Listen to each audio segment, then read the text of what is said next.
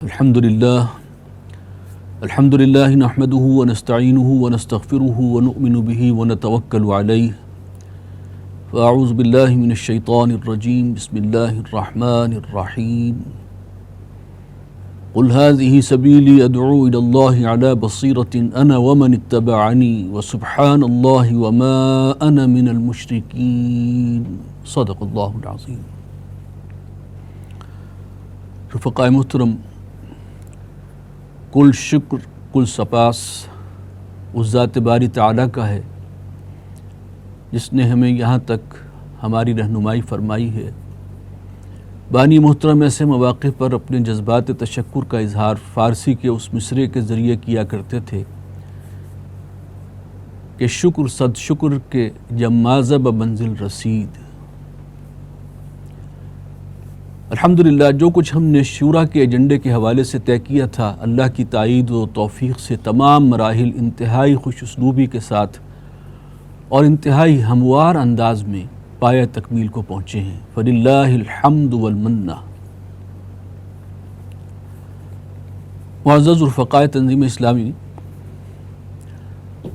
دیکھیے تنظیم اسلامی کسی نئی جد و جہد کی نقیب نہیں ہے، بلکہ بانی تنظیم رحمہ اللہ کے موقف کے مطابق یہ بر عظیم پاک و ہند میں گزشتہ 400 سال کی تجدیدی مساعی کی امین ہے اور غلبہ و اقامت دین کے لیے برسر پیکار تحریکوں کے تسلسل کا ایک حصہ ہے۔ مختلف مراحل کا سفر طے کرتے ہوئے اقامت دین کی یہ مشعل، یا دوسرے لفظوں میں کہیے اولمپک ٹارچ، پاکستان میں اس وقت تنظیم اسلامی کے ہاتھ میں ہے۔ بحمداللہ، اللہ کا بڑا بڑا کرم ہے، شکر ہے کہ حب عاجلہ سے شعوری طور پر دامن بچاتے ہوئے غلبہ و اقامت دین اور اعلاء کلمت اللہ کے لیے منہج انقلاب نبوی علی صاحب الصلاۃ والسلام پر یکسوئی سے بڑھتے چلے جانا اور انتخابی سیاست کی بھول بھلائیوں سے دامن بچاتے ہوئے اسلامی انقلابی جد و جہد کا جھنڈا بلند کیے رکھنا بلا شبہ تنظیم کی یہ بہت بڑی کامیابی ہے، جو یقینی طور پر اللہ کے خصوصی فضل و کرم کا مظہر ہے۔ الحمدللہ اس وقت جو پروسیس مکمل ہوا، تبدیلی عمارت، جس کا پس منظر آپ کو معلوم ہے کہ میں نے خود اس پر شورا کے ارکان سے کہا تھا کہ آئندہ کے لیے امیر مقرر کر لیں۔ تو بہرکیف الحمدللہ اس وقت جو پروسیس مکمل ہوا اور اس میں معزز اراکین شورا نے آئندہ کے امیر کے طور پر برادرم شجاع الدین شیخ صاحب کے حق میں رائے دی ہے، یہ بھی ایک تسلسل ہے اسی تحریک کا۔ اور جس طرح ایک وسیع کینوس پر غلبہ دین کی جد و جہد کی اولمپک ٹارچ کہنے کے اور جس طرح ایک وسیع کینوس پر غلبہ دین کی جد و جہد کی اولمپک ٹارچ مثال کے طور پر عرض کر رہا ہوں، بحمداللہ اس وقت تنظیم اسلامی کے پاس ہے، اسی طرح داخلی طور پر تنظیمی سطح پر بھی تسلسل بالکل برقرار ہے۔ الحمدللہ تحریکوں کی مثال دریا کسی ہے جس کی بلا رکاوٹ روانی کا انحصار نئے پانی کی آمد پر ہوتا ہے۔ بانی محترم رحمہ اللہ نے سن 1967 میں اپنے طور پر دروس قرآن کے حلقوں کی صورت میں لاہور میں دعوت دین کے کام کا آغاز کیا تھا۔ پھر سن 1972 میں انجمن خدام القرآن کے قیام کے بعد 1975 میں ٹھیٹھ دینی بنیادوں پر تنظیم کا قیام عمل میں آیا، اور پھر اس کو فروغ دینے کی خاطر ان کا خون اور پسینہ ہی نہیں لگا، بلکہ انہوں نے بلا مبالغہ اپنی ہڈیاں تک گلا دی۔ بعد ازاں اپنی کبر سنی کے باعث ایک طویل سلسلہ مشاورت کے بعد انہوں نے اس ذمہ داری کے لیے مجھے منتخب کیا، اور اللہ جانتا ہے کہ میرے دل میں اس عہدے کی کوئی طلب نہ تھی، نہ کوئی خواہش، نہ کوئی طلب۔ اول روز سے کبھی اس نوعیت کا خیال دل میں نہیں آیا تھا۔ بہرکیف ایک بھاری ذمہ داری اور باعث مسئولیت اس کو سمجھا اور اپنی بساط کے مطابق اور ساتھیوں کے تعاون سے تنظیم کے قافلے کو آگے بڑھانے کی جد و جہد کرتا رہا۔ اور سچی بات تو یہ ہے کہ حق تو یہ ہے کہ حق ادا نہ ہوا، اور اس میں جو کچھ بھی مجھ سے بن پڑا وہ خالصتاً اللہ کی طرف سے اللہ کی توفیق کا مظہر تھا۔ الحمدللہ اب تنظیم کی قیادت و عمارت برادرم شجاع الدین شیخ صاحب کو منتقل ہو گئی ہے۔ مجھے اللہ کی رحمت سے امید ہے کہ آئندہ بھی انشاءاللہ یہ قافلہ تنظیم یوں ہی منزل بمنزل خوش اسلوبی اور بلکہ پہلے سے بھی زیادہ تندہی کے ساتھ انشاءاللہ چلتا اور آگے بڑھتا رہے گا، اور انشاءاللہ تعالی نئے امیر کی قیادت میں ہمارا تنظیمی سفر روز اول سے عزم اور جذبے کے ساتھ جاری رہے گا۔ عمارت کی منتقلی کے اس موقع پر میں چاہتا ہوں کہ کچھ اساسی مسلمات یا یوں کہیے کہ محکمات ان کا بھی ذکر کروں جو ہر وقت ہر رفیق کو مستحضر رہنے چاہیے، اور ہم اس حوالے سے کسی ذہول اور نسیان کو راہ نہ پانے دیں۔ میرے لیے سہولت یہ ہے کہ وہ بانی محترم رحمہ اللہ نے 2008 کے سالانہ اجتماع کے موقع پر یعنی اپنی وفات سے 1.5-2 سال قبل رفقائے تنظیم کے نام اپنے پیغام میں نہایت جامع و معنی انداز میں 6 نکات کی صورت میں بیان کر دیے تھے، وہ اصول اور وہ نکات۔ یہ ہمارے لیے مشعل راہ ہیں۔ میں گن دیتا ہوں۔ نمبر 1، ہمارا نصب العین صرف اور صرف اللہ کی رضا اور آخرت کی فلاح کا حصول ہے۔ نمبر 2،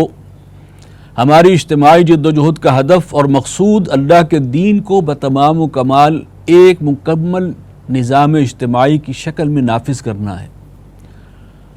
اور بہرکیف یہ اپنی نوعیت کے اعتبار سے ایک انقلابی ہدف ہے۔ نمبر 3، ہماری دعوت کا مرکز و محور قرآن ہے، اور نمبر 4، ہمارا طریق تربیت و تزکیہ بھی خانقاہی نہیں بلکہ انقلابی یعنی نبوی طریق تزکیہ پر مبنی ہے۔ نمبر 5، ہماری تنظیم کی اساس بیعت سمع و طاعت فی المعروف پر قائم ہے۔ نمبر 6، ہمارا منہج سیرت نبوی علی صاحب الصلاۃ والسلام سے ماخوذ و مستنبت ہے۔ اور اب ضرورت اس بات کی ہے کہ عضو علیہا بالنواجذ کے مصداق ان 6 نکات کو ہم مضبوطی سے تھامیں اور انہیں اپنے لیے حرز جان بنائیں۔ اس موقع پر نبی اکرم صلی اللہ علیہ وسلم کے قول مبارک جو در حقیقت ایک نصیحت اور وصیت ہے کہ من لا یشکر الناس لا یشکر اللہ، کہ جو شخص انسانوں کا شکریہ ادا نہیں کرتا وہ اللہ کا بھی شکریہ ادا نہیں کرے گا۔ چنانچہ اس وصیت کے مصداق درجہ بدرجہ میں سب تنظیمی ساتھیوں کا شکر گزار ہوں۔ میری معاون ٹیم میں اولین اور قریب ترین مرکزی مجلس عاملہ کے ارکان تھے، جنہوں نے ایک مربوط ٹیم اور بنیان مرصوص کی حیثیت سے میرے ساتھ کام کیا، اور قرب مکانی کی وجہ سے فوری مشاورت کی سہولت بھی ہمیں حاصل رہی۔ بلا شبہ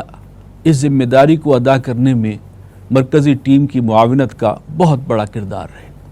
پھر درجہ بدرجہ اراکین توسیعی مجلس عاملہ،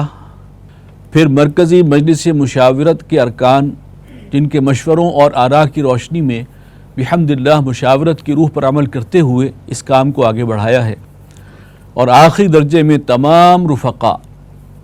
جنہوں نے نظم کے تقاضوں پر لبیک کہتے ہوئے میرے ساتھ بھرپور تعاون کیا، وہ سب یقیناً میرے لیے محسنین کا درجہ رکھتے ہیں۔ فجزاہم اللہ احسن الجزاء۔ اپنے حوالے سے عرض کروں گا کہ اگرچہ میں عمارت سے معذرت تو کر رہا ہوں، لیکن انشاءاللہ ایک رفیق کے طور پر میں آخری دم تک تنظیم کے ساتھ جڑا رہوں گا انشاءاللہ، اور میرا ہر ممکن تعاون نئے امیر برادرم شجاع الدین شیخ صاحب کے ساتھ رہے گا۔ الحمدللہ عمارت سے دستبرداری کے بعد سب سے پہلے میں نے خود برادرم شجاع الدین شیخ کے ہاتھ پر بیعت کی ہے۔ میں تہہ دل سے برادرم شجاع الدین صاحب کے حق میں دعا گو ہوں کہ اللہ تعالیٰ ان کے لیے ان تنظیمی معاملات میں اور مشکلات میں آسانیاں عطا فرمائے، اور انہیں اللہ، اس کے رسول صلی اللہ علیہ وسلم اور اس کی کتاب کے ساتھ وفاداری اور غلبہ و اقامت دین کی خاطر تن من دھن نچھاور کرنے کی توفیق عطا فرمائے۔ اللہ تعالیٰ قدم قدم پر ان کی رہنمائی اور نصرت فرمائے، تنظیمی ذمہ داریوں کو بہتر طور پر ادا کرنے کی توفیق عطا فرمائے، اس لیے کہ ظاہر ہے کہ ان کی اپنی خواہش اور طلب تو نہیں تھی، بلکہ اس کار عظیم کا بار گراں ان کے کاندھوں پر ڈالا گیا ہے۔ اور ایک حدیث کا مفہوم ہے کہ اگر طلب اور خواہش کے علی الرغم کسی پر ذمہ داری کا بوجھ ڈالا جائے تو اللہ کی نصرت و تائید اس کے شامل حال ہو جاتی ہے۔ الحمدللہ یہاں ہماری اس تنظیم میں نہ کوئی انتخابی مہم کا معاملہ ہے، نہ کوئی امیدوار اور نہ کوئی کسی معینہ مدت کا تعین، اور نہ اس سے وابستہ کوئی کنوینسنگ اور لابنگ، اور نہ یہ کوئی عہدہ یا منصب ہے، بلکہ ایک بھاری ذمہ داری ہے، اور جس شخص پر بھی یہ ذمہ داری ڈالی جاتی ہے اس سے توقع کی جاتی ہے کہ وہ ادائیگی فرض کے جذبے کے ساتھ اس بار گراں کو اٹھائے۔ ہماری دعا ہے کہ اللہ تعالیٰ نئے امیر کو اس عظیم ذمہ داری سے بطریق احسن عہدہ برا ہونے کی توفیق عطا فرمائے، اور اس راہ کی مشکلات کو اللہ تعالیٰ ان کے لیے آسان فرما دے۔ اور میں اپنے حوالے سے بھی دعا گو ہوں کہ اگر مجھ سے کوئی کوتاہی رہ گئی ہے تو پروردگار مجھے معاف فرمائے، اور جو بھی میری مساعی ہیں اللہ تعالیٰ ان کو قبول فرمائے۔ شجاع الدین شیخ صاحب انشاءاللہ اس 400 سالہ ایمانت کو لے کر آگے بڑھیں گے، اور ان کی قیادت میں تنظیم جس فکر، مقصد اور لائحہ عمل کو لے کر چل رہی ہے اس میں ہماری دعا ہے کہ اللہ تعالیٰ اس میں روز افزوں ترقی ان کو عطا فرمائے، اور اللہ ان کے ہر قدم پر ان کی رہنمائی فرمائے، اور دنیا و آخرت کی کامیابیوں سے شاد کام فرمائے۔ میری اور تنظیم کے تمام رفقاء کی دعائیں، نیک تمنائیں اور تعاون ان کے ساتھ ہے اور ساتھ رہے گا انشاءاللہ۔ آخر میں اللہ رب العزت کی جناب میں ہدیہ تشکر ہے کہ منتقلی امارت کا ایک بڑا حساس یہ مرحلہ ہوتا ہے، لیکن الحمدللہ کہ یہ مرحلہ خوش اسلوبی کے ساتھ طے ہو چکا ہے۔ الحمدللہ الذی ہدانا لہذا وما کننا لنہتدی لولا ان ہدانا اللہ۔ اس کے مصداق اللہ تعالیٰ نے جس راہ ہدایت کی طرف ہماری رہنمائی فرمائی ہے اور اس پر گامزن کر دیا ہے، اللہ تعالیٰ ہمیں اس پر ثابت قدم رکھے تا حیات۔ ربنا لا تزغ قلوبنا بعد اذ ہدیتنا وہب لنا من لدنک رحمہ انک انت الوہاب۔ اس دعا کے مصداق ہمارے دلوں کو ہر قسم کے ٹیڑھ، کجی اور خرابی سے محفوظ رکھے، اور ہر قسم کے فتنوں اور کجی سے بھی ہمیں محفوظ رکھتے ہوئے صراط مستقیم پر گامزن رکھے۔ اللہم وفقنا لہذا، آمین یا رب العالمین، وآخر دعوانا ان الحمد للہ رب العالمین۔